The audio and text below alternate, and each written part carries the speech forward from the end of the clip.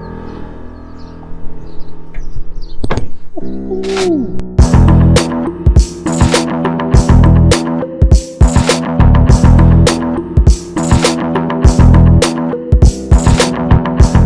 When I'm trimming a beef rib, that's your square. I'll start in a corner here. So many people have learned to trim beef ribs and that's where they cut themselves. Always my hand is on the opposite side of the blade.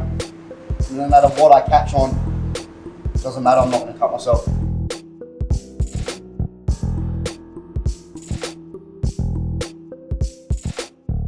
We've got our garlic powder, 1 tablespoon of garlic powder.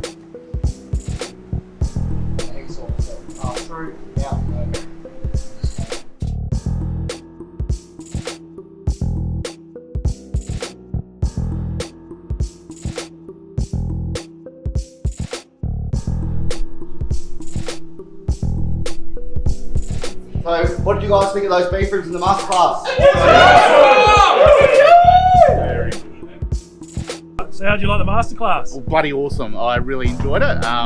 Did my first ever set of ribs about a month ago.